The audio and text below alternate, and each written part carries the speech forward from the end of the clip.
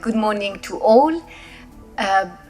Before going into that, I just would like to give you a story which summarizes a bit, what everybody has said, but which resonated a lot to me when it was said to me by a Pakistani person. He was saying, if the Indus rivers, because we're speaking about the basin, had a voice, what would it say to us today? He would say, look, I gave you birth. Look, I gave you your cultural sites. I gave you the food. I gave you the cities that you built. I gave you your beautiful poetry and music. And so, what have you done to me? Today, I cannot absorb the water that I receive any longer. I am polluted and I cannot give the water to the Pakistanis. I cannot produce the food the way I used to do. I am going to produce the food in the next, who knows, 50 years?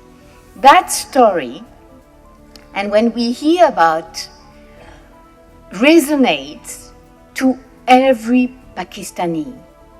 So the beauty of this initiative is the power to bring everybody together on one path with one goal.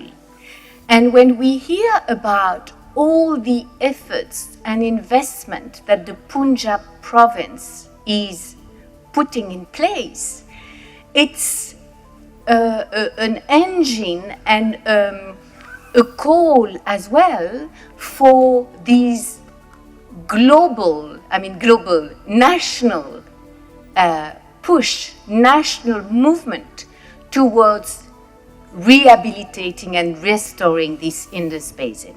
So what does it mean? So each province have, started looking at their investment and looking how it's a guide, with the 25 interventions that have been identified.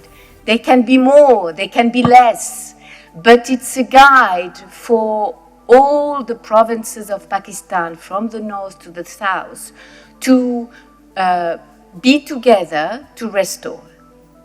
So I would like to give you 4 messages on the way forward. The first one is a shift of a paradigm in terms of where should we focus. The focus today for the Indus Basin is about restoration. It's not about only protection of the nature, it's about restoration of the whole ecosystem. The second message is, if you want that to happen, you need to harness the creativity, the energy, and the mobilization of people. So citizenship-led development, local development, led by all the Pakistanis, locally, who have the creativity, who know the issue, they're dealing with it on the Indus every day, needs to have a voice and take place.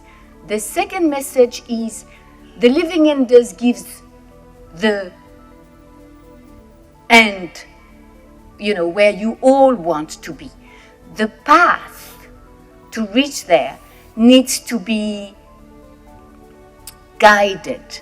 And for that, set of standards, set of rules need to be implemented. Like, these days, zero net investment, nature positive investment, where you look at an investment and you see, so how much does it is harmful to the Indus, how much does it is positive to them, and at the end it should be at least zero.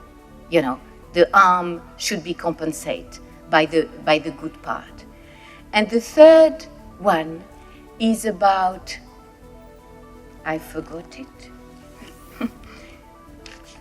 Is about, yes, it's about incentivize the action towards the restoration of the basin.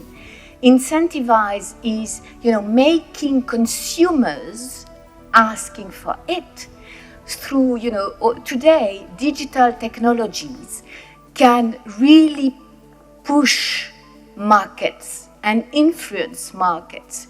If you look at on the nutrition side, for example, these days people can ask, by a QR code, this type of project is good for nutrition. We can think, and Pakistan is full of creativity. Think about how consumers can ask corporates, industry, companies to push for this cleaning of this restoration of the whole basin. With that, I'll leave it. So it's very, very